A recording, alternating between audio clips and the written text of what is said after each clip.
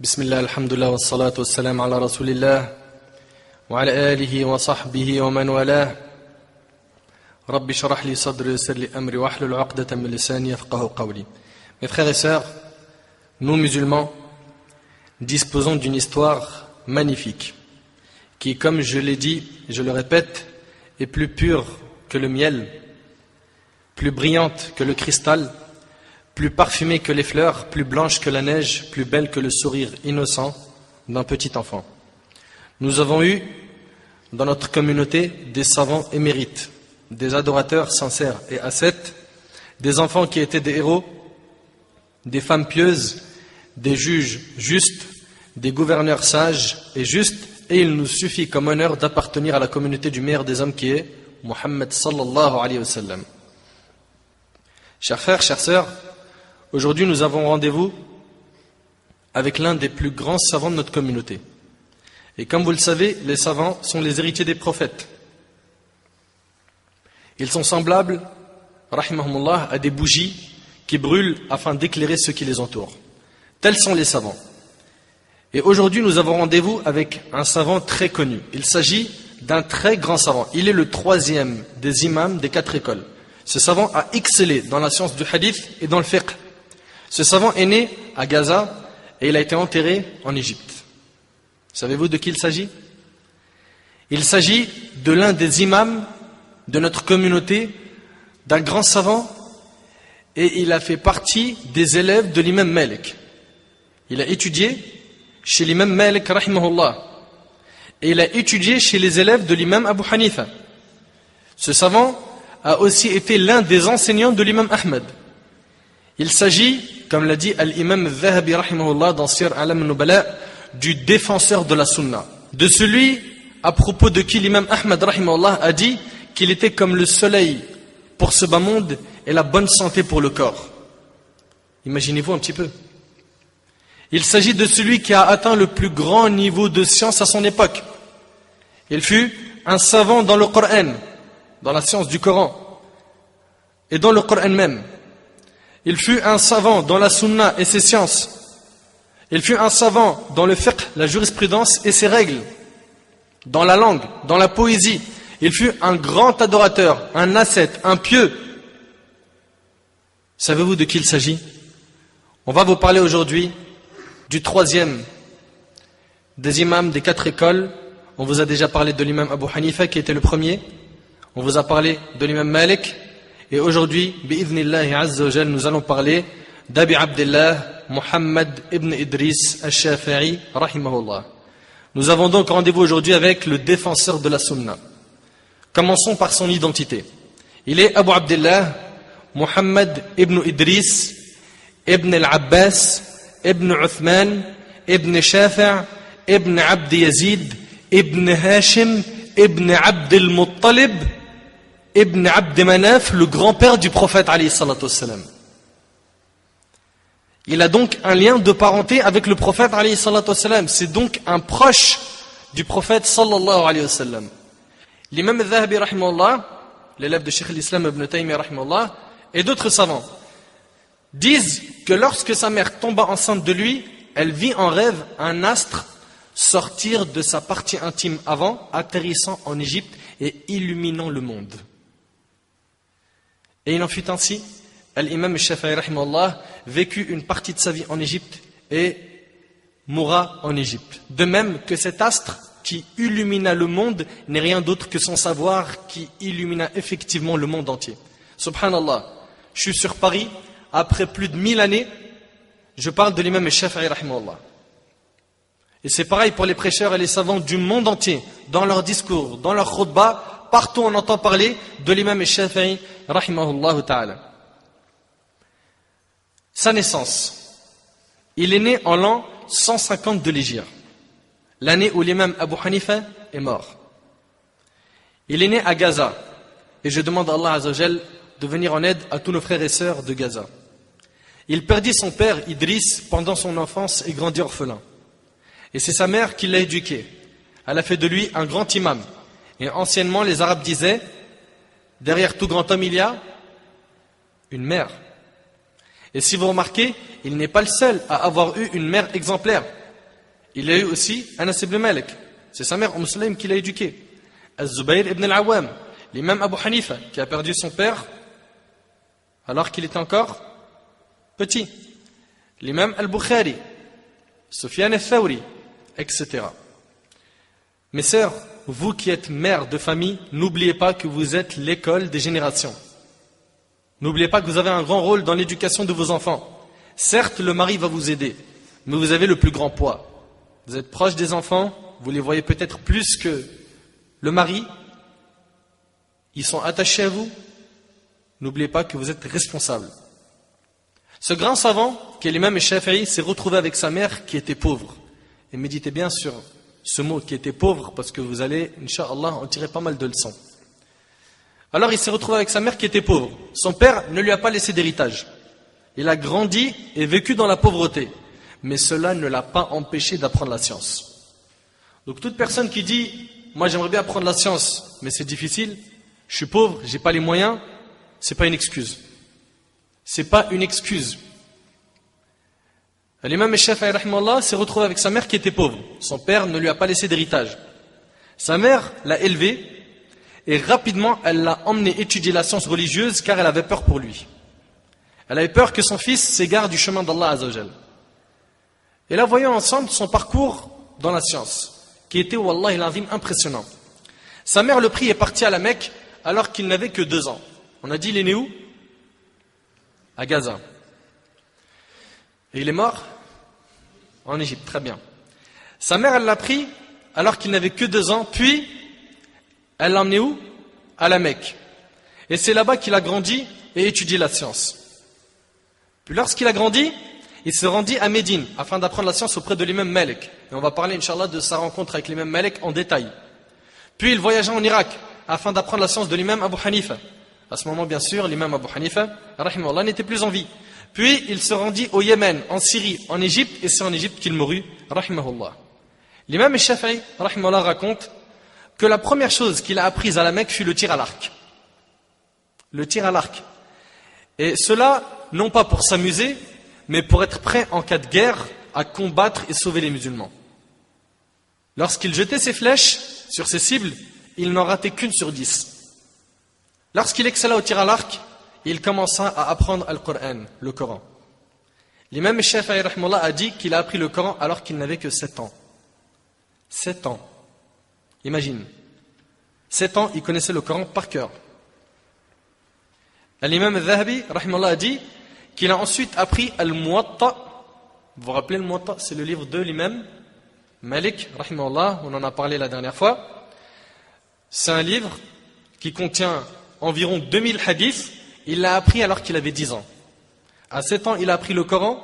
À 10 ans, il a appris Al-Muwatta. 10 ans, il connaît déjà environ 2000 hadiths du prophète sallallahu alayhi wa sallam. Il a donc appris le Coran par cœur à l'âge de 7 ans. Allah tabaraka wa ta'ala donna à l'imam Shafi'i le don d'apprendre très vite, au point où lorsqu'il écoutait une chose une seule fois, il l'apprenait. Une fois, il l'apprenait. L'imam Shafi'i rahimahullah raconte sur lui-même que son professeur dictait à ses élèves, dont il en faisait partie, les sourates de Coran afin qu'ils les écrivent sur des tablettes et qu'ils les apprennent une fois rentrés chez eux. L'imam Shafi'i a juré en disant « J'apprenais chaque verset que mon professeur me dictait en l'écrivant dès la première fois. » Il écrit le verset la première fois, ça y est, c'est appris. Imagine, s'il y a 30 versets, 60 versets, en écrivant le verset, il l'a appris. C'est un don d'Allah Azza wa Jal. Si son professeur, par exemple, lui dictait « Alhaakumut takathur hatta zurtumul maqabir », lui, en écrivant, ça y est, c'est appris. C'est impressionnant. Une fois que le cheikh avait terminé de leur dicter une sourate, il leur disait « C'est à apprendre pour la prochaine fois ». L'imam Shafi'i, lui, disait « Moi, je l'ai déjà appris ». Shafi'i, comme je vous l'ai dit, était pauvre. Et tellement qu'il était pauvre, il n'avait pas les moyens de payer ses cours de Coran. Donc comment il faisait? Son professeur, il lui enseignait le Coran, mais il n'avait pas de contrepartie financière. Donc comment est-ce que l'imam Shafi'i faisait pour payer ses cours de Coran? Écoute avec moi. Il s'était mis d'accord avec son enseignant sur le fait d'enseigner aux élèves du professeur et de les suivre, et de cette manière, il n'aurait pas besoin de payer ses cours de Coran. Et tellement en fait son cheikh lui faisait confiance, et il savait que la science de l'imam Shafi'i était impressionnante et que son apprentissage était exceptionnel, c'est tellement qu'il a vu tout cela qu'il lui a confié les élèves et lui a dit « j'accepte ». Et de cette manière, il n'avait plus rien à payer à son professeur. Donc il était lui aussi enseignant alors qu'il était encore jeune. Après avoir terminé l'apprentissage du Coran à 7 ans, il demanda qu'on lui indique ce qu'il fallait apprendre d'autre. On l'a informé qu'il n'y avait pas mieux que d'apprendre l'histoire des Arabes et la poésie. Al-Shi'r. Il demanda quelle est la meilleure tribu qui puisse m'enseigner ces sciences. On lui répondit la tribu de Hudayl. Il voyagea en direction de la tribu de Hudayl et il resta dans cette tribu jusqu'à apprendre l'histoire et 10 000 vers de poésie. 10 000 vers de poésie. Aujourd'hui, une personne qui apprend 500 vers de poésie, c'est un miracle. C'est un miracle. 10 000 vers. Il maîtrisait parfaitement la langue arabe. Personne ne rivalisait avec lui au point où Abu Nu'aym a dit de lui, dans Hilyatul Awliya, il était le plus éloquent de son époque. Il était le plus éloquent de son époque. Il était très compétent en Coran. Il suffisait qu'on lui dise « cite-moi tel verset » et il le citait en disant même le numéro du verset. Il était très fort en histoire, il a excellé dans chaque matière qu'il a étudiée. À 14 ans, c'était un savant extraordinaire. 14 ans. Ça y est, c'est terminé, c'était un grand savant. On le consultait dans la science. 14 ans. À 14 ans, c'est un savant extraordinaire. Un parmi les Bédouins, qui était berger, savait qu'Ash-Shafi'i était l'un des proches du prophète alayhi salatu wassalam. Et ce Bédouin dit à l'imam Shafi'i, ne te contente pas d'être un poète, demande la science du fiqh, de la jurisprudence, Allah t'élèvera. Ash-Shafi'i a dit, Allah a fait que ces paroles m'ont été utiles. Subhanallah, Ash-Shafi'i est passé de la poésie à la jurisprudence par un simple conseil que lui a fait un Bédouin. Imagine. Et comme vous le savez, plus d'une personne ont changé à cause d'une simple parole. Pendant qu'il marchait avec l'un de ses cousins, ce dernier lui a dit, Allah t'a donné une bonne mémoire par laquelle tu as appris beaucoup alors que tu es encore petit. Puis son cousin lui proposa, pourquoi n'irais-tu pas prendre la science du savant de notre époque? Al-Shafi'i lui demanda, qui est cette personne? Son cousin lui répondit, l'imam de notre époque est l'imam Malik. Et il était à la Mecque. Et Malik, il était où? À Médine. L'imam Shafi'i lui demanda, quels sont ses ouvrages? Son cousin lui répondit, il a écrit Al-Muwatta. Pour info, Al-Muwatta n'est pas un livre de hadith, c'est un livre qui regroupe les hadiths, les paroles des compagnons et les fatwas des tabi'in. L'imam Shafi'i demanda ce livre qui est Al-Muwatta à un de ses voisins et il l'a appris en 9 jours. En 9 jours, il a emmagasiné 2000 hadiths. En 9 jours.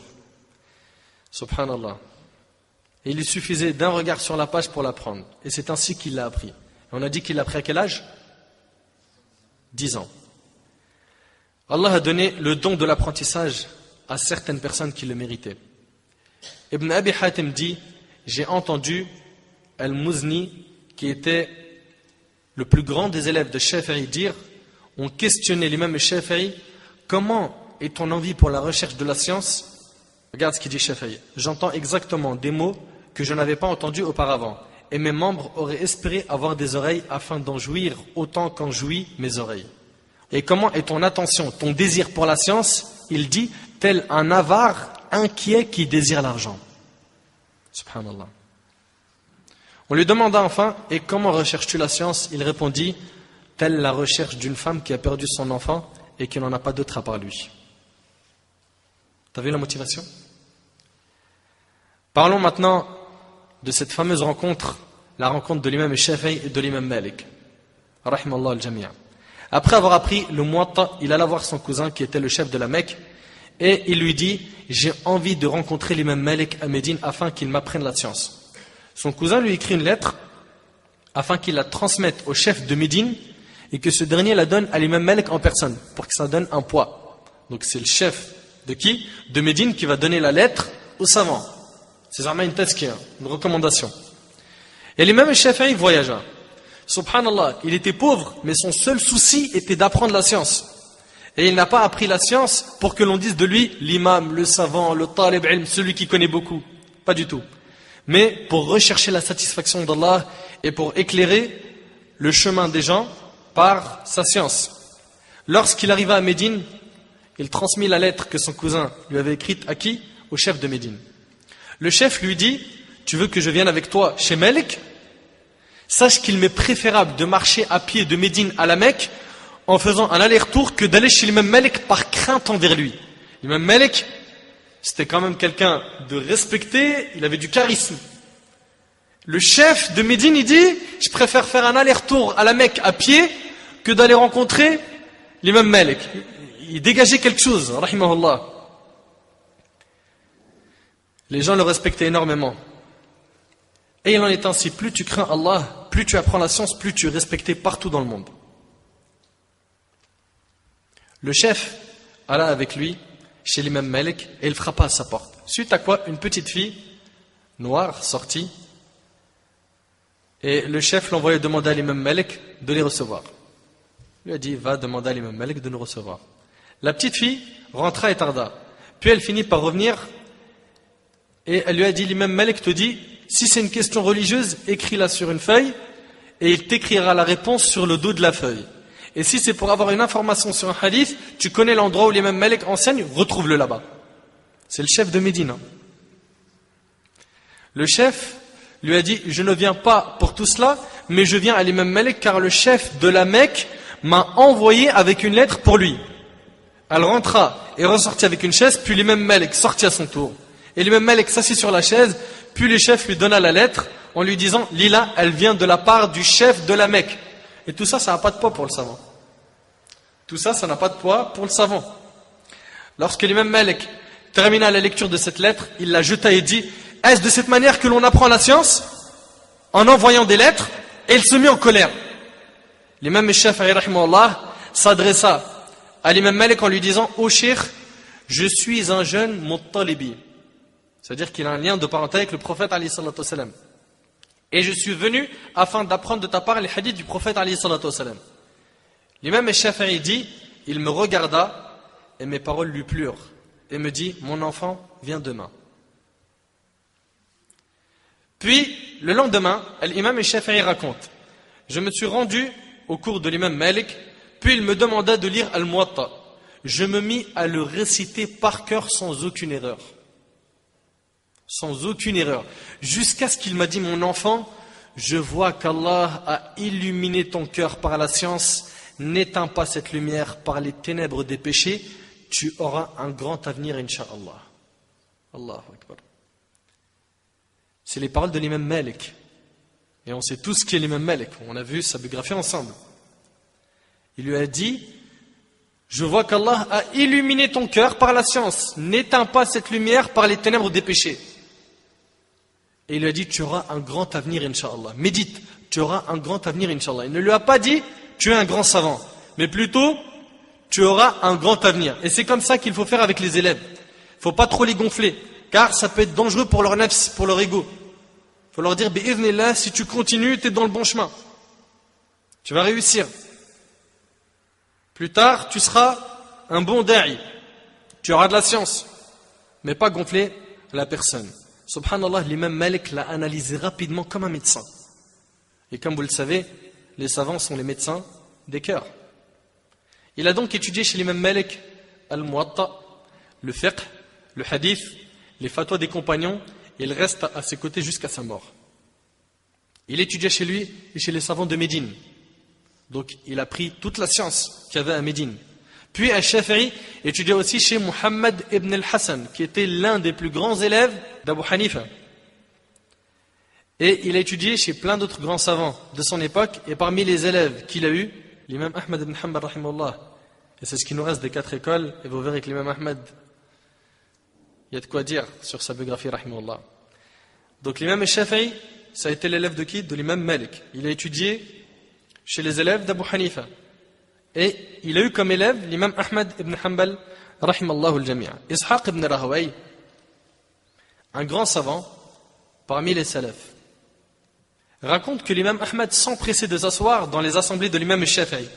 Et l'imam Ahmad disait à Ishaq si tu rates les cours de hadith, ce n'est pas grave. Mais si tu rates les cours de l'imam Shafi'i, tu auras perdu un grand bien.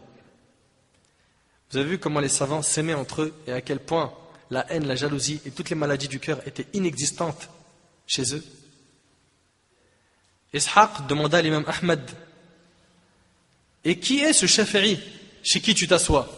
L'imam Ahmad lui a dit: si tu n'assistes pas à ces assemblées, tu auras perdu un grand bien. Ishaq ibn Rahawayh, par curiosité, voulut en connaître plus sur Shafi'i. Alors, il alla le trouver et il débattit avec lui dans plusieurs matières, en commençant par la langue arabe. Puis il s'aperçut qu'il était une source inépuisable en langue arabe. Alors, il débattit avec lui en hadith et s'aperçut qu'il était une source inépuisable en hadith. Par la suite, il débattit avec lui en jurisprudence, en fiqh. Il s'aperçut qu'il était une source inépuisable en fiqh. Il débattit avec lui en aqida, en matière de croyance. Et pareil, il s'aperçut que c'était un océan en aqida. Après plusieurs débats, il s'aperçut qu'il était devant une bibliothèque complète. Et après avoir terminé le débat, il dit: maintenant je sais qui est Shafi'i. Subhanallah, un ordinateur. Il maîtrisait toutes les matières. Toutes les matières. Je reviens à dire que l'imam Shafi'i a voyagé à Médine. Et il a appris de l'imam Malik. Puis il s'est rendu en Irak. Et il a appris de Muhammad ibn al-Hassan, l'élève d'Abu Hanifa. Et en quittant l'Irak, les écrits de l'imam Shafi'i étaient tellement lourds qu'il les fit porter par un chameau et ça avait rempli le dos du chameau. Imagine. C'est comme ça en fait pour Talib al-Ilm. Talib al-Ilm, il doit écrire. Il doit écrire. Toi, tu es un demandeur de science, tu dois écrire. Tu dois écrire de cette manière, tu enregistres. Tu n'écris pas, tu as des infos, il te restera des poussières après quelques mois dans ta cervelle, mais pas plus. Al-Shafi'i n'a pas perdu son temps à Médine. Il a appris le madhab de l'imam Malik. Il est parti en Irak, il a appris le madhab de l'imam Abu Hanifa. Il les a appris par cœur. Puis il voyagea au Yémen, en Syrie et en Égypte. Et tout ça à pied. Tout ça à pied. Mon frère, toi, pour que tu te déplaces de chez toi à la mosquée la plus proche où il y a des cours de fiqh, de aqida, etc., tu dis: ouais, mais c'est difficile. Il y a des bouchons dans la circulation. Je vais mettre 1 heure. Tu vas mettre 1 heure, hein? Non, moi je vais mettre 1h30, j'habite loin. Hein. La mosquée chez vous, c'est le Bourget. Moi je viens de Grigny, c'est loin. Ouais, c'est quoi, 1h30? C'est beaucoup pour toi. Hein. Taïb. Et qu'en dis-tu de quelqu'un qui voyage, de ses voyages à pied? Yémen, Syrie, Égypte, Irak, à pied. Ça c'était la motivation de l'imam Shafi'i et c'est comme ça qu'il a atteint ce grand degré de science. L'imam Shafi'i a dit en parlant de lui: j'ai grandi pauvre et orphelin, ma mère n'avait pas les moyens. Je me rendais alors chez le boucher et je lui demandais de me donner des os afin que je puisse écrire la science dessus, car il n'avait pas les moyens d'acheter des feuilles. Où est-ce qu'il écrivait ses cours? Sur des os. Il allait voir les bouchers, il lui disait: est-ce que tu peux me donner des os? Il n'a pas les moyens d'acheter des feuilles. Et les pauvres, il n'a pas de moyens de transport pour se déplacer, et il a eu toute cette science, la science de l'imam Malik, la science d'Abu Hanifa, et c'était le prof de l'imam Ahmed. T'imagines un petit peu? Concernant sa croyance, l'imam Shafi'i rahimahullah avait la croyance des gens de la sunna et du consensus. Aqidat ahl sunna wal jama'a. Il a excellé en matière de aqida. On le questionna un jour: ô Shafi'i, le Coran est-il créé? Et il répondit: oufin ouf. En arabe, cette parole, c'est une parole qui exprime une forme de mécontentement. Et il a dit: le Coran est la parole d'Allah, il n'est pas créé. Et quiconque dit que le Coran est créé a mécru. Ça, c'est ce qu'a dit l'imam Shafi'i. L'imam Shafi'i rahimahullah a dit qu'une personne rencontre Allah avec tous les péchés, sauf le shirk, donc l'association, est meilleure pour elle que de le rencontrer avec une seule des croyances innovées. Une seule des croyances innovées. Et lorsqu'il arriva en Égypte, les gens lui dirent: Al-Layth ibn Sa'd, qui était un grand savant d'Égypte à son époque, Al-Layth ibn Sa'd a dit, là on est en train de raconter à qui? À Shafi'i rahimahullah. Al-Layth ibn Sa'd a dit: même si je voyais un des gens de l'innovation marcher sur l'eau, je n'accepterai pas de lui. Alors l'imam Shafi'i dit, en parlant de Layth, n'a pas été assez loin. Il a dit: si je le voyais marcher dans l'air, il parle d'un mubtadi', d'un innovateur. Si je le voyais marcher dans l'air, je n'accepterais pas de lui. Pas sur l'eau, dans l'air. Et il disait, ne prie pas derrière un rafidi. C'est ceux qui insultent les compagnons, les chiites. Ni un qadari, ni un murji. Ça, c'était l'imam al-Shafi'i et sa croyance. Quant à son adoration, Al-Rabi' a dit, l'imam al-Shafi'i avait divisé sa nuit en 3 parties. Le premier tiers de sa nuit, il écrivait. Il écrivait la science. Dans le second, il priait et dans le dernier, il dormait. Voilà comment était répartie la nuit de l'imam al-Shafi'i. Pendant le ramadan, comme le rapporte l'imam al-Dhahabi dans Sir A'lam al-Nubala, il lisait 60 fois le Coran pendant le mois, c'est-à-dire 2 fois par jour. 2 fois par jour, il lit le Coran en entier. Plus de 1200 pages. Par jour. Ça, c'est pendant Ramadan. Rabi' ibn Sulaiman a dit, l'imam al-Shafi'i a dit, cela fait 16 ans que je n'ai pas été rassasié, sauf une fois où j'ai introduit ma main dans ma bouche pour me faire vomir.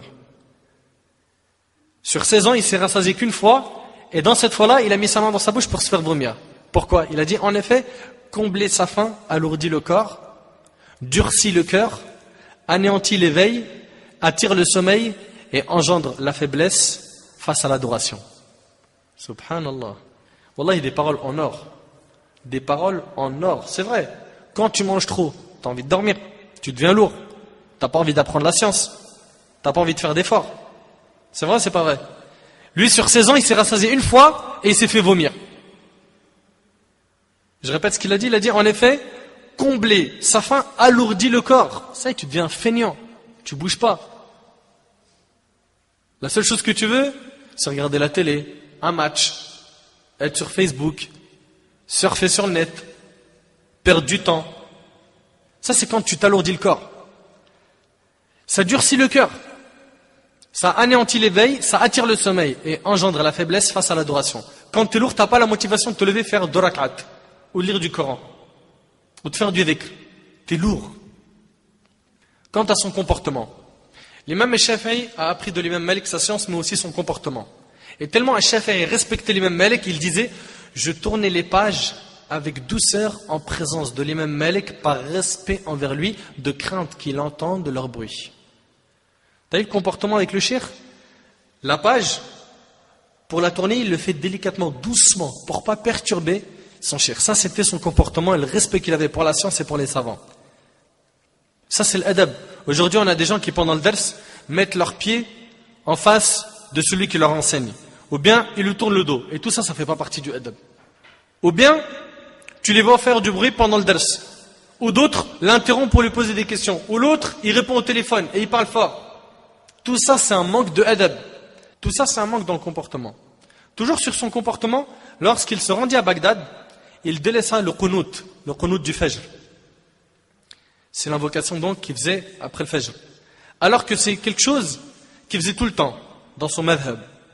Et quand ses élèves lui demandèrent « Pourquoi as-tu arrêté le qunut de Salat al-Fajr ?» il répondit « Nous sommes dans le pays d'Abu Hanifa, et Abu Hanifa voyait que le qunut ne se fait pas dans Salat al-Subh. » T'as vu le respect de la divergence? C'est-à-dire qu'il n'est pas d'accord avec Abu Hanifa sur un sujet, il va dans le pays d'Abu Hanifa et il se plie au madhab de l'imam Abu Hanifa pour pas choquer les gens, pour pas faire de fitna. Et ça montre son intelligence et son comportement face à la divergence. Aujourd'hui, les gens veulent imposer leur avis dans tous les sujets. Ils veulent qu'il n'y ait qu'un seul avis qui règne dans tout. C'est vrai ou c'est pas vrai? Prenons les sujets les plus couramment cités. Quand tu parles aujourd'hui avec un jeune, frère ou sœur, sur le sujet de la hijra, de l'émigration d'une terre de non-musulmans, certains le voient sur un seul angle. C'est haram de vivre dans une terre de non-musulmans, alors qu'il y a d'autres avis. Il y a l'avis de Cheikh Al-Uthaymin qui dit que c'est une chose qui est permise avec des conditions. D'accord? Et que ce n'est pas obligatoire. Mais non, les gens ils voient qu'un seul avis. Et ils veulent imposer cet avis. Et ils ne reconnaissent pas la divergence. Alors que les savants, à l'époque, et même les compagnons avant eux, ont divergé, ont reconnu les divergences et se sont respectés malgré les divergences. Et si on a ça aujourd'hui, c'est parce que les gens n'ont pas de science. Moins tu as de la science, moins tu respectes la divergence, moins tu en connais sur la divergence, plus tu as la poitrine serrée quand tu entends un avis qui ne t'a pas été enseigné. Et plus tu apprends, plus, alhamdulillah, tu vois les choses d'une autre manière. Un jour, l'imam Shafi'i rahimahullah tomba malade. Et ça, c'est toujours sur son comportement.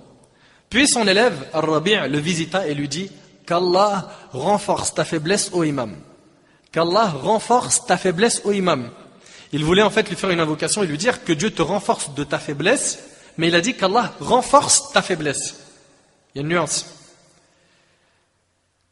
L'imam Shafi'i sourit et lui dit, fais attention à ce que tu dis. Si Allah renforce ma faiblesse, je vais mourir. Il lui a dit qu'Allah renforce ta faiblesse, pas qu'Allah te renforce de ta faiblesse. Donc si ma faiblesse augmente, je mourrai. Là, son élève reprit et dit, par Allah, je ne voulais dire que du bien. Il n'a pas fait exprès. Et là, l'imam Shafi'i lui répondit, je le sais, et d'ailleurs, même si tu m'insultais, je penserais au fond de moi que tu ne voulais dire que du bien, et j'aurais envers toi que de bons soupçons. Ça, c'est le comportement des savants. Ça, c'est le comportement de qui? Des savants. Ça, c'est la politesse de l'imam Shafi'i, et ça, c'est la fraternité en Allah Azza wa Jal. Yusuf al-Sudafi, rahimahullah, a dit, j'ai été étonné de la sagesse de Shafi'i. Je n'ai pas vu plus sage que lui. Il dit un jour, j'ai eu un débat avec lui. Mes frères et sœurs, ouvrez bien vos oreilles sur ce qui suit.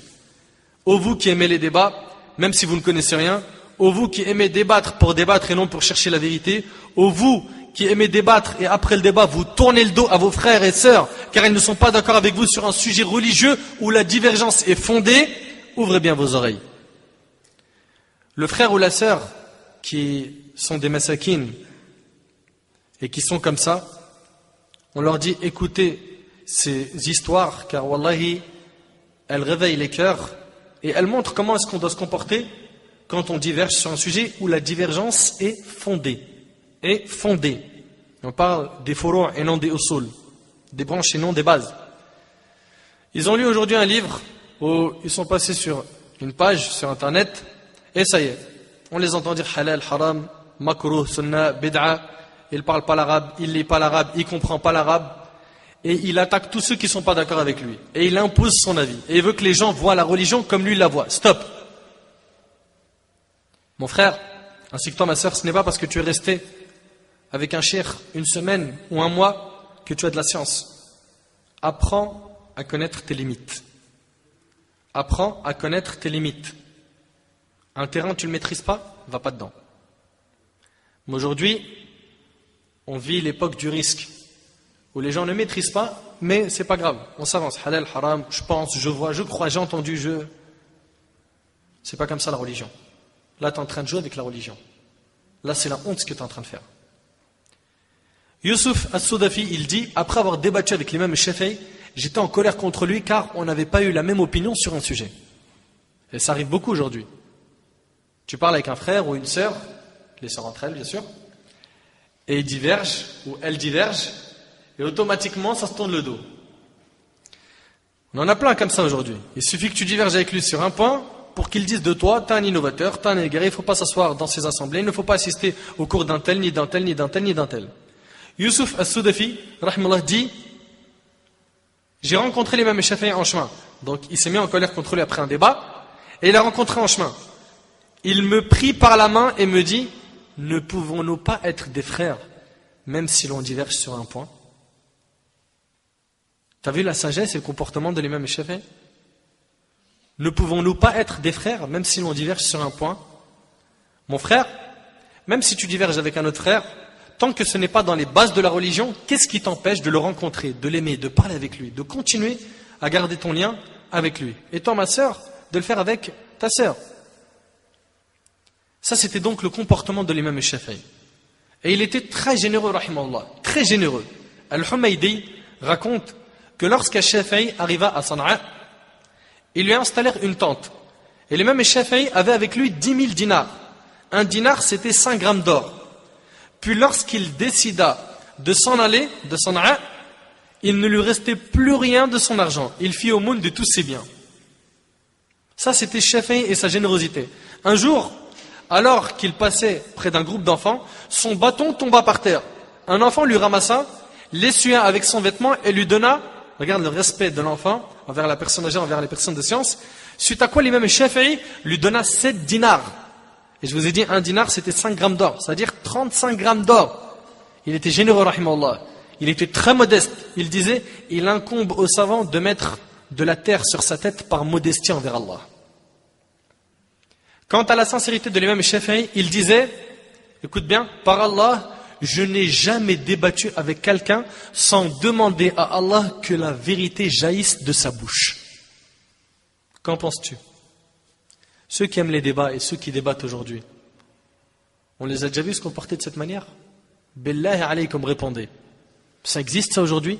Que quand tu débats avec quelqu'un, tu demandes à Allah et Allah fait que la vérité elle sorte de sa bouche? Mais aujourd'hui on fait tout pour avoir raison, pour avoir le dernier mot, pour montrer aux gens, et on le dit. T'as vu comment je l'ai chaotisé en 2 secondes? Eh, mon frère, tu me connais de toute façon. Eh, j'ai pas étudié 5 ans pour rien. Et ça se gonfle, ça jette des fleurs, et des ailes, il décolle. Redescends, mon frère. Coupe les ailes, redescends. Redescends, et rappelle-toi qui t'es, et rappelle-toi que tu as des limites. Regarde ce qu'il dit, je répète, par Allah, je n'ai jamais débattu avec quelqu'un sans demander à Allah que la vérité jaillisse de sa bouche. Ça montre sa sincérité. L'imam Shafi'i disait aussi, j'aime les gens pieux alors que je n'en fais pas partie. Il s'est exclu des gens pieux. Alors que Shafi'i, rahimahullah, c'était quelqu'un qui ne faisait pas nos péchés. C'était quelqu'un de pieux. Et aujourd'hui, on a des gens qui ne sont pas pieux, mais qui se prennent pour des super pieux. Et des sœurs pareilles, qui pensent que parce que simplement ils ont changé la tenue vestimentaire et que c'est devenu plus correct qu'avant, ça y est, khlas, ils ont fini la religion. C'est les super pieux. Tu peux plus les tester. Et quand il parle avec quelqu'un qui n'a pas la barbe, automatiquement c'est un ignorant, un égaré qui va en enfer. Alors qu'il est possible qu'il connaisse le Coran par cœur. Et par ça, tu dois le respecter.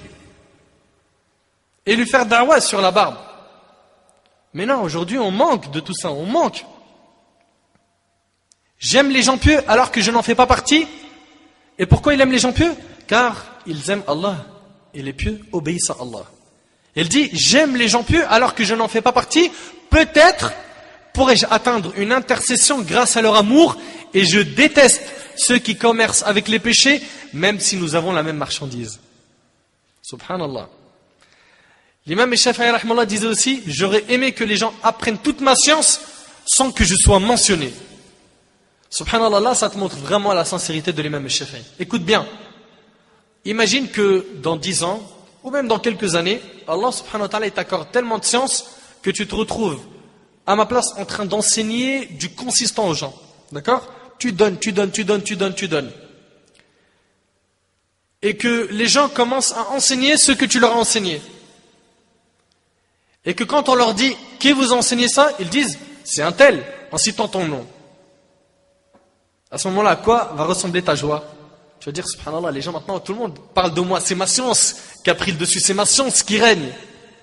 L'imam Shafi'i, il dit, j'aurais aimé que les gens apprennent toute ma science sans que je sois mentionné. Qu'ils l'apprennent sans dire, ça vient de Shafi'i. Pourquoi? Parce que pour lui, le plus important, c'est pas que lui, il soit mentionné. C'est que les gens apprennent et mettent en pratique. Et ça, c'est quelqu'un de sincère. Et nous, aujourd'hui, on veut que notre nom, il ressort partout. Partout. Peu importe le poste qu'il occupe dans la communauté, il veut qu'il soit tout le temps mis en avant. Et que son nom soit celui qui soit le plus cité. Revoyez toujours votre intention. Et wallahi, c'est un rappel que je me fais à moi-même. Qui est un pauvre mesquine. Et je suis dans le même sac que tout le monde. Ne pensez surtout pas que parce qu'il y a un site, il y a Facebook, il y a des audios, il y a du téléchargement, que ça vaut quelque chose. Wallah, ici on n'est pas sincère, le jour du jugement, tout ça, ça pèse rien. Ça pèse rien. C'est pour ça qu'on doit toujours revoir notre relation avec Allah. Toujours revoir notre intention.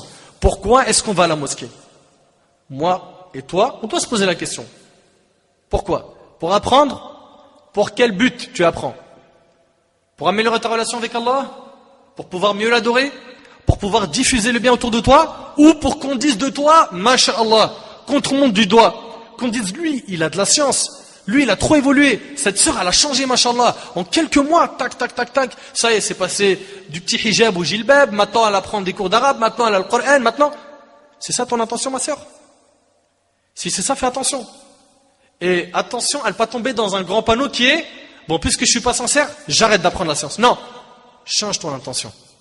Reste dans ce que tu es, mais change cette intention. Travaille sur toi, sois discret. Parle pas trop aux gens de ce que tu connais, de ce que tu fais.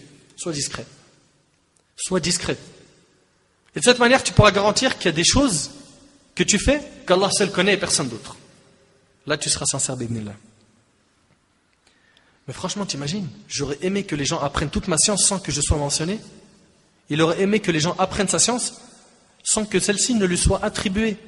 Et aujourd'hui, que ce soit une association musulmane, ou un prédicateur, ou même un frère ou une sœur de la communauté, quand ils font un effort, le moindre effort, ils veulent que tout le monde le sache. Il n'y a pas de mal si tu as une bonne niya derrière, pour rappeler au bien, pour montrer l'évolution des choses. Mais si tu le fais, Akhi, fais attention parce que c'est à double tranchant.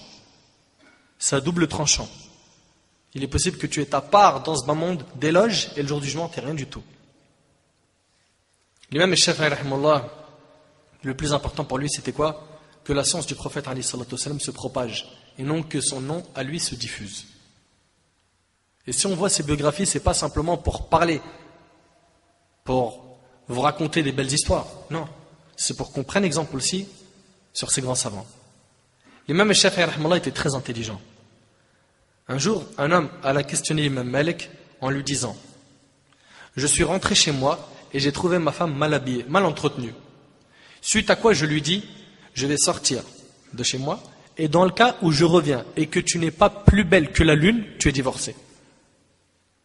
Imagine un petit peu. Je vais sortir de la maison, je reviens, t'es pas plus belle que la lune, t'es divorcé. Faut le faire, hein. L'imam Malik lui a dit: ta femme est divorcée. L'homme lui dit: et pourquoi? L'imam Malik lui dit: il n'y a pas une femme plus belle que la lune. Al-Shafi'i, rahimahullah, qui était présent, dit: ô imam, me permets-tu de prendre la parole? Regarde le comportement. Al-Shafi'i, c'était l'élève de l'imam Malik. Il lui a dit: est-ce que tu me permets de prendre la parole? Malik lui donna l'autorisation, suite à quoi Al-Shafi'i dit: je vois plutôt que son divorce n'est pas compté. Il lui dit: pourquoi? Il lui dit: car sa femme est plus belle que la lune. L'homme se met en colère et dit à Shafi'i: où as-tu vu ma femme? Il pense qu'il a vu sa femme. L'imam Shafi'i lui dit: je n'ai jamais vu ta femme. Seulement Allah a dit: laqad khalaqna al-insan fi ahsani taqwim. Nous avons certes créé l'homme dans la forme la plus parfaite. La chose la plus parfaite qu'Allah a créée, c'est l'homme. Et Allah n'a pas dit ça sur la lune. Donc il lui a dit: l'homme est plus beau que la lune. T'as vu la déduction de Shafi'i? T'as vu le réflexe? T'as vu l'intelligence? T'as vu comment le verset il est sorti? L'imam Malik revint sur sa parole et prit en compte la parole de l'imam Shafi'i. Et ça montre la modestie du cheikh envers son élève, qui se fait reprendre par l'élève et qui dit: Shafi'i a raison et l'imam Malik a eu tort. Tout ça, c'est des leçons pour nous. Tout ça, c'est des leçons pour nous. Un homme parmi les Khawarij, c'est une secte égarée, ceux qui ont rendu mécréant Ali ibn Abi Talib, radiyallahu anhu. Un jour, l'imam Shafi'i est en train d'évoquer Ali ibn Abi Talib, en citant ses poésies, ses fatwas, et c'est ainsi que les gens de la Sunna aiment toute la famille du prophète alayhi salatu wassalam, et ils se rapprochent d'Allah par l'amour qu'ils ont pour eux. Donc l'imam Shafi'i, il évoquait beaucoup Ali ibn Abi Talib. Et un parmi les Khawarij, un parmi les ennemis de Ali ibn Abi Talib, radiyallahu anhu, a vu un rêve. Et Allah a demandé son interprétation à l'imam Shafi'i. Il dit: ô Abu Abdillah, à chaque fois que tu es dans une assemblée, tu parles du fiqh de Ali, donc de la jurisprudence de Ali, de la science de Ali. Alors que je l'ai vu hier dans mon rêve, et je lui ai posé des questions, et à chaque fois que je lui posais des questions, il me disait: salam, salam, salam, c'est-à-dire paix, paix, paix. Il dit donc: c'est un ignorant, il ne connaît rien. Je lui pose des questions dans mon rêve, et il ne fait que de me dire paix, paix, paix. Et Al-Shafi'i se met à rire et lui dit: et y a-t-il meilleure réponse pour toi que celle-ci? N'as-tu pas lu ce qu'Allah a dit dans le Coran? وَعِبَادُ الرَّحْمَنِ الَّذِينَ يَمْشُونَ عَلَى الْأَرْضِ هَوْنًا وَإِذَا خَاطَبَهُمُ الْجَاهِلُونَ قَالُوا سَلَامًا. Les serviteurs du tout miséricordieux sont ceux qui marchent humblement sur terre. Puis, lorsque les ignorants s'adressent à eux, ils leur disent paix. Lorsque les ignorants s'adressent à eux, ils leur disent paix. Donc il lui a dit: il t'a répondu la meilleure réponse. La meilleure réponse. Une autre histoire, un jour, on demanda à l'imam Shafi'i au sujet d'un homme qui dit, regarde cet homme, il dit quoi? Il dit, j'ai mis une date dans ma bouche et j'ai juré que ma femme est divorcée si je la mange et qu'elle est divorcée si je ne la mange pas. Qu'est-ce que je dois faire? Il y a des gens comme ça, wallah, ils jouent avec le divorce. Ils croient sa femme, c'est un yo-yo. C'est vrai, hein? Ils croient que c'est un frisbee. Ça part, ça revient, ça part, ça revient. Wallah, c'est ça. Ils jouent avec le divorce. Et pour moins que cela, on entend des divorces aujourd'hui. De plus en plus, je reçois des emails où les gens appellent à des médiations. Oui, mon mari me fait ça, ma femme elle me fait ceci et cela. Et quand tu écoutes les histoires, tu dis, mais attends, première chose, tu demandes, ils ont quel âge? Et quand tu entends, ils ont quel âge, t'es choqué. Tu dis, c'est pas vrai, ça existe? Wallah, t'es choqué. T'es choqué. Et je vais vous dire une chose, wallah, je l'ai déjà dit dans mes audios, ça fait vraiment mal au cœur ce que je vais vous dire. On entend plus parler de divorce que de mariage aujourd'hui. Manque de maturité, religieuse et non religieuse, manque de science.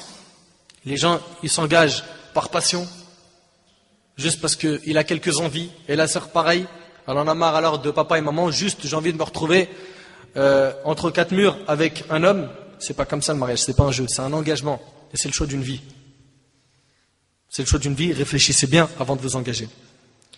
Donc l'homme il dit, j'ai mis une date dans ma bouche et j'ai juré que ma femme est divorcée si je la mange et qu'elle est divorcée si je ne la mange pas. Qu'est-ce que je fais? Le Shafi'i, rahimahullah, qui était très intelligent, a répondu facilement en disant, mange la moitié et recrache la moitié. T'as vu l'intelligence de l'imam Shafi'i? Ça montre comment ils étaient intelligents. Toi et moi, on aurait pu se casser la tête des semaines. Ah, mais comment on va faire? Celui-là aussi, il est grave avec son histoire. Ça montre son intelligence, rahimahullah. Parmi ces paroles, l'imam Shafi'i, rahimahullah, dit des paroles qui valent plus que de l'or. Il disait, les musulmans ont perdu le tiers de la science. Et il disait, c'était la médecine. La médecine. C'est une réalité aujourd'hui. Lorsque les personnes de haut rang dans le monde arabo-musulman veulent se faire opérer, où est-ce qu'ils se rendent? Ils restent en Afrique ou ils vont en Europe ou aux États-Unis? Et pourquoi est-ce qu'ils vont là-bas? Parce que là-bas, la médecine, elle est bien avancée. Et là, autrefois, les gens venaient chez nous pour apprendre les sciences. Et aujourd'hui, ça y est, tout est parti de chez nous.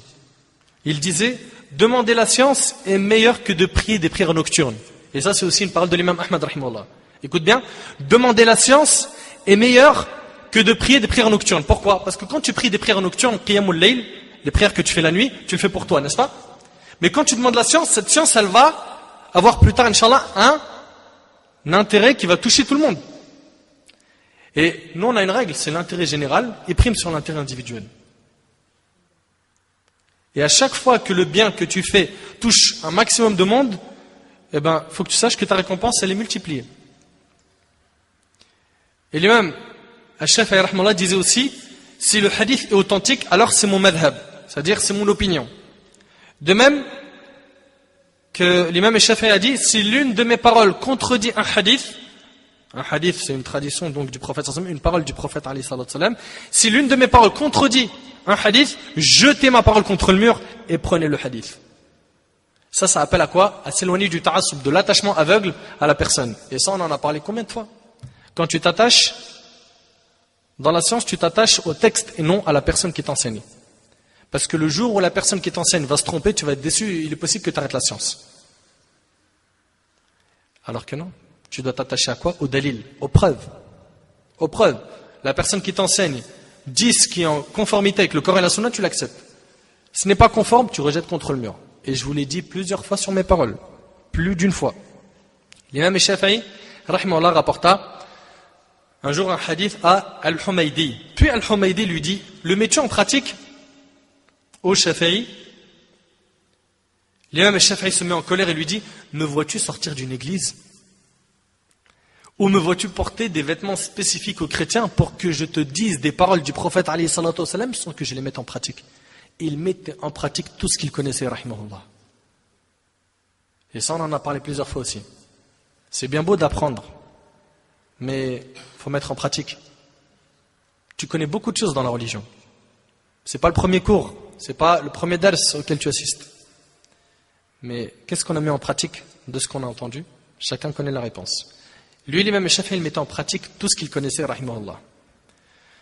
Quant à l'imam al-Shafi'i, rahimahullah, parmi ses belles paroles, il disait Man tafaqqaha min butun al-kutub dayya al-ahkam. Celui qui apprend la science des livres, et ça on en connaît beaucoup comme ça, il apprend la science des livres, sans retourner aux gens de science, anéantira les règles de la religion. Celui qui apprend la science des livres anéantira les règles de la religion. La science, ça ne s'apprend pas des livres. La science, elle ne se transmet pas d'un livre. Elle se transmet des cœurs vers les cœurs. Il faut que tu aies un enseignant. Il faut que tu aies quelqu'un qui t'enseigne la religion. De cette manière, tu vas évoluer rapidement. Et on a déjà parlé plusieurs fois dans plusieurs conférences du bienfait d'avoir un cheikh qui t'enseigne. D'accord? C'est important. Parce que les gens qui prennent leur science des livres, ils peuvent mal comprendre. Ils peuvent apprendre ce qui est faux, ce qui est pas authentique, etc. Et il disait aussi, l'imam Shafi'i rahimahullah, et ça te montre ces paroles, comment elles étaient sages et comment elles contenaient plein de leçons. Il disait, j'ai débattu avec un savant et je l'ai battu. Donc il a réussi le débat avec lui. Pourquoi? Entre savants, lui va ramener des arguments, l'autre il va ramener des arguments. Au final, il y a quelqu'un qui va réussir à trancher sur le sujet. Mais il dit, quand j'ai débattu avec un ignorant, j'ai été battu. Pourquoi? Parce que quand tu débats avec un ignorant, c'est quoi son réflexe? Attention, il y a deux types d'ignorants. Il y a l'ignorant simple, c'est celui qui est ignorant et qui dit j'ignore. Ceux-là, machallah, il n'y a rien à dire. Parce que ceux-là, il demande juste à apprendre. Et quand il va débattre et qu'il ne connaît pas, il va dire ah bon, je ne savais pas. Barakallahu fik, tu m'as appris. Mais il y a l'ignorant composé. Ça, c'est un grand problème. C'est celui qui ignore qu'il ignore. Celui-là, c'est un casse-tête. C'est un vrai casse-tête. Il va débattre avec toi, il n'a aucun bagage, aucun, dans Usul al-Fiqh, dans Ilm al-Hadith, dans le Mustalah, dans l'aura, etc. Mais il débat. Il débat, non, je ne suis pas d'accord. Ah bon, pourquoi? Parce que ça. Et à la fin, à chaque fois que tu lui fermes une porte, il t'en ouvre une autre. Tu lui fermes une porte, il t'en ouvre une autre. C'est pour ça que l'imam Shafi'i a dit, mais quand j'ai débattu avec un ignorant, j'ai été battu. Tu peux pas débattre avec un ignorant, il va t'ouvrir 1000 portes. Mais quand la personne elle a de la science, là c'est bon, on travaille sur un terrain solide. Et parmi ces belles paroles et sagesse, il disait, satisfaire tout le monde est un objectif irréalisable.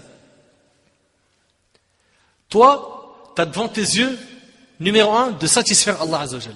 Ça c'est un. Avant n'importe quoi, avant tes parents, avant ta propre personne, avant ton épouse, tes enfants, etc. Allah il dit, c'est son ordre à lui qui passe avant n'importe quel ordre. Et pas tes passions en premier. Et pas l'ordre de tes parents en premier, bien que les parents, ils aient une grande place dans la religion, et ça on le sait. On a même fait au moins 3 ou 4 conférences dans le site sur le comportement avec les parents. Mais, chaque chose a sa place. Toi, quand tu vas agir, tu cherches d'abord à satisfaire qui? Allah Azza wa Jal. Taïb. Un exemple. Je fais un mariage où il n'y a pas de musique, il n'y a pas les instruments d'Iblis, donc Iblis n'est pas présent, et la famille elle est en colère. Et mon père il me dit, je suis pas satisfait de toi, etc., et ta mère elle te dit, je te renie, etc. Je suis pas en train de dire qu'il faut rentrer dans le clash ou que ce soit du frontal avec les parents, mais l'ordre d'Allah passera avant tout. Et on essaiera, Inch'Allah, avec sagesse, de parler, de dialoguer, d'essayer de crever l'abcès, de ramener des gens de science, de voir avec la famille si on peut essayer de résoudre ce problème, etc. Mais l'ordre d'Allah, c'est le numéro 1. Pareil pour une femme qui veut voyager sans mahram, sans un membre de sa famille. Et pourquoi je vous parle de ça? C'est ce qui est courant. Je vous parle surtout de ce que j'entends le plus. Non, la sœur, elle n'a pas le droit de voyager sans mahram. Elle n'a pas le droit. Ça, quand je vous dis, elle n'a pas le droit, il y a des textes de la religion, il y a les avis des 4 écoles, on en a parlé des 4 écoles, et là on est en train de voir l'un des savants des 4 écoles, qui est la 3e école, il ne l'autorise pas. Il ne l'autorise pas. Oui, mais mes parents, ceci, cela, ils m'ont dit d'y aller pour prendre 2 semaines et prendre un peu l'air à Tokyo. Non. Les ordres d'Allah passent avant tes passions, passent avant tout. Il faut bien le comprendre. Et l'imam Shafi'i rahimahullah disait aussi, regarde ces paroles. Wallahi, ces paroles, elles étaient ajib, mashallah. Il disait, mon avis me semble bon, mais il est possible qu'il ne le soit pas. Mon avis me semble bon, mais il est possible qu'il ne le soit pas. Et l'opinion d'autrui peut être correcte, même si pour moi elle ne l'est pas. Ya sahbi, pour comprendre ces paroles, il faut du cerveau. Écoute bien. Mon avis me semble bon, mais il est possible qu'il ne le soit pas. Il n'a pas un jazm, une certitude dessus. Pourquoi? C'est un avis. D'accord? Par contre, c'est Coran, Sunna, tout ça, c'est fini. Mon avis me semble bon, mais il est possible qu'il ne le soit pas, et l'opinion d'autrui peut être correcte, même si pour moi, elle ne l'est pas. Voyons ensemble les éloges des savants sur lui. L'imam Ahmad, rahimahullah, a fait énormément d'éloges sur l'imam Shafi'i qui était son professeur. Regarde ce qu'a dit l'imam Ahmad, des paroles en or. Et l'imam Ahmad à lui seul, son éloge, elle suffit. L'imam Ahmad, bi'idhnillah, quand on va voir ensemble sa biographie, vous allez voir que c'était un poids. Il connaissait 1 million de hadiths. 1 million de hadiths. Et ça, bi'idhnillah, on le verra dans sa biographie. L'imam Ahmad a dit, la nuit, j'invoque Allah pour 6 personnes parmi eux l'imam Shafi'i. Chaque nuit, il fait des doigts pour 6 personnes. Parmi ces 6 personnes, il y a l'imam Shafi'i. Chaque nuit, dans le dernier tiers de la nuit, l'imam Ahmad rahimahullah fait des doigts pour l'imam Shafi'i. Savez-vous pourquoi? Parce qu'il a appris beaucoup de lui. Et la question que je vous pose, et que je me pose à moi-même, où sont les doigts que l'on fait pour les gens qui nous ont enseigné la religion et qui nous ont enseigné le bien? Mon frère et ma sœur, as-tu oublié que c'est en écoutant tel imam ou tel shir ou tel prédicateur que tu as commencé à faire la prière et que tu as commencé à porter le hijab? Où sont les doigts que l'on fait pour les gens qui nous ont enseigné le bien? Hélas, la seule chose qu'on voit aujourd'hui, c'est des gens ingrats, des gens qui mordent la main qui leur a servi du khir, du bien. Et ça, bien sûr, c'est un comportement à délaisser, celui de dénigrer par les mal des savants, par les mal des enseignants, et de voir qu'il n'y a que moi qui a la vérité et que tout le monde est égaré. Ça, c'est à délaisser. Ça à mettre à la poubelle, et tu fais un clic droit et tu vides la corbeille. Le musulman est celui qui rend le bien par le bien. Est-ce de cette manière que tu rends le bien? Abdullah ibn Ahmad ibn Hanbal rahimahullah disait, j'entendais mon père faire des invocations pour l'imam Shafi'i dans ses prosternations. Alors je lui ai demandé, qui est Shafi'i à qui tu fais beaucoup de dua, beaucoup d'invocations? Surtout que tu es Ahmad ibn Hanbal, l'imam des imams. C'est son fils qui lui dit ça. Mais pourquoi tu fais autant de dua pour Shafi'i? Il lui répondit, Shafi'i est comme le soleil pour les habitants de la terre et la bonne santé pour le corps. Allahu Akbar. Un remède pour les gens. L'imam Ahmad ibn Hanbal rahimahullah a dit, personne n'a touché un encrier ou une plume sans qu'il ne soit redevable de quelque chose à Shafi'i. Vous avez vu comment les savants s'aimaient à l'époque, comment est-ce qu'ils se respectaient. L'imam Ahmad avait une petite fille qui lui demanda de voir Shafi'i tellement il parlait de lui. Alors l'imam Ahmad invita Shafi'i à manger. Il dormit chez l'imam Ahmad et s'en alla le lendemain. Le père dit à sa fille, que penses-tu de mon cheikh? Elle lui dit, il a trop mangé, trop dormi et il a pris le fajr sans ablution.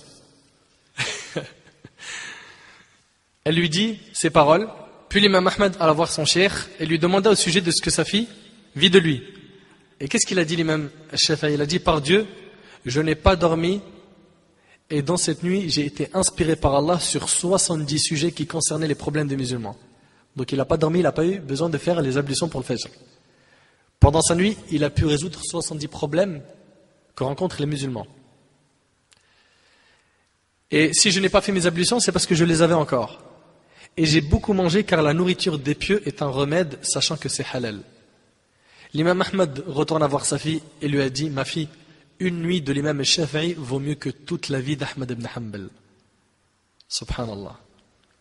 On voit ici la modestie de l'imam Ahmad et le respect qu'il avait pour son cheikh. Et l'imam Ahmad, toujours, je vous ai dit, l'imam Ahmad, il a dit beaucoup sur son cheikh. L'imam Ahmad, rahimahullah, disait, Al-Shafi'i ne dit que des hadiths authentiques. Al-Shafi'i, hadithun sahih. Al-Shafi'i ne dit que des hadiths authentiques.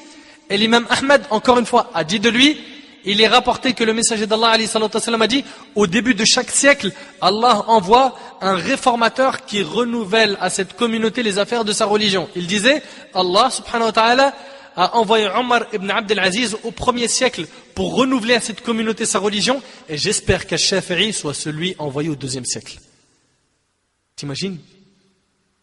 Ça, c'est les éloges de l'imam Ahmad ibn Hanbal, rahimahullah. Ahmad ibn Salam a dit que l'imam Ishaq ibn Rahawayh, c'est un grand savant parmi les salafs, il s'est marié avec une femme après la mort de son mari. Pourquoi? Parmi les causes, c'est qu'elle avait plein de livres de l'imam al-Shafi'i. Il ne s'est marié avec elle que parce qu'elle avait plein de livres de Shafi'i. Bien sûr, il y avait une attirance, mais ce qui a provoqué son envie, c'est les livres de Shafi'i. Donc mes sœurs, vous qui cherchez à vous marier, vous savez ce qu'il vous reste à faire. Achetez les livres de l'imam al-Shafi'i. Abu Zar'a rahimahullah a dit, il n'y a pas chez Shafi'i un hadith contenant une erreur. Le mufti de la Mecque, Muslim ibn Khalid al-Zinji, a pris la main de l'imam al-Shafi'i alors qu'il avait moins de 20 ans et lui dit, aimez des fatwas, fais des fatwas. Les fatwas, c'est les avis juridiques. Aimez des fatwas, Abu Abdullah, car tu as largement atteint le niveau pour cela. Imagine-toi. Moins de 20 ans, il commence à faire des fatwas. Des fatwas dans tous les sujets religieux. C'est ajib, wallahi, c'est ajib. Celui qui a donné le feu vert, c'est qui? C'est le mufti de la Mecque. Aujourd'hui, hélas, ils sont plus d'un à faire des fatwas sans avoir l'autorisation d'une personne de science. Abu Ali ibn Hakman, il dit à Rabi', les élèves de l'imam Malik étaient fiers de voir 60 savants assister au cours de qui? De l'imam Malik. 60 savants. 60 savants, ils sont dans l'assemblée de l'imam Malik. Et regarde ce qu'il a dit, il a dit, et par Allah, j'ai vu dans l'assemblée d'Al-Shafi'i plus de 300 savants, pas 60, 300 savants assister à ces cours. Sachez qu'en Égypte, quand il donnait des cours, il n'y avait pas une assemblée qui ressemblait à la sienne. C'était une assemblée impressionnante. Des centaines de personnes dans la mosquée pour apprendre de sa science. Qutayb ibn Sa'id, rahimallah, a dit, c'est à la mort d'Al-Thawri que la crainte scrupuleuse, donc Al-Wara', est morte. Et c'est à la mort de l'imam al-Shafi'i que les sunnas sont mortes, et c'est à la mort de l'imam Ahmed que les innovations sont apparues. Abu Thawr, rahimahullah, a dit, je n'ai pas vu quelqu'un de semblable à al-Shafi'i. Ibn Khuzayma, rahimahullah, l'un des imams dans le hadith, un grand imam dans la science du hadith, a été questionné en ces termes, connais-tu une sunna du messager d'Allah, alayhi salatu wassalam, que l'imam al-Shafi'i n'a pas mis dans ses livres? Il dit non. Cela signifie qu'Al-Shafi'i a mis toute la science dans ses livres. Avec tout cela, nous disons que l'imam al-Shafi'i, rahimahullah, est un être humain qui a eu raison dans certains sujets et qui a eu tort dans d'autres, et qu'on ne s'attache pas aveuglement à l'imam al-Shafi'i, ni à l'imam Abu Hanifa, ni à l'imam Malik, ni à l'imam Ahmad, ni à n'importe quel autre savant, qu'ils soient anciens ou contemporains, mais par contre, on s'attache aveuglement à qui? À notre prophète Muhammad sallallahu alayhi wa sallam. L'imam al-Shafi'i, rahimahullah, décéda en l'an 204 de l'Hégire. Il est né en l'an 150. Donc il a vécu 54 ans. 54 ans, il a atteint ce niveau de science.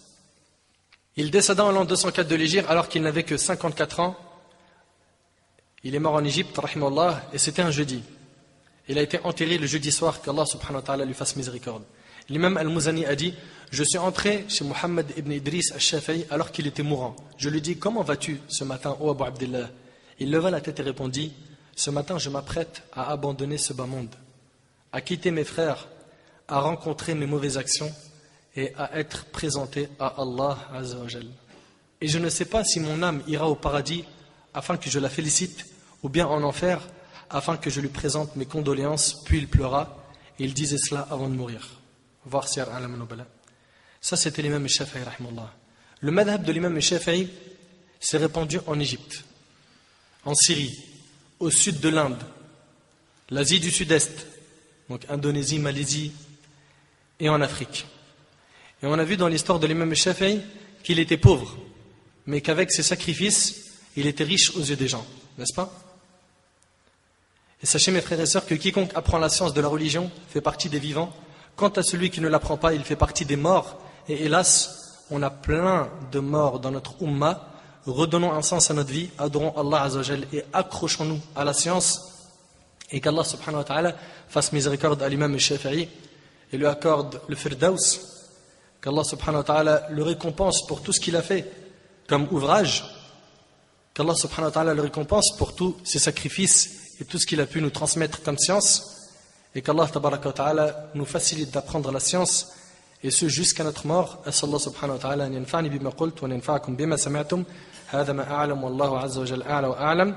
سبحانك اللهم وبحمدك أشهد أن لا إله إلا أنت أستغفرك وأتوب إليك بارك الله فيكم والسلام عليكم ورحمة الله وبركاته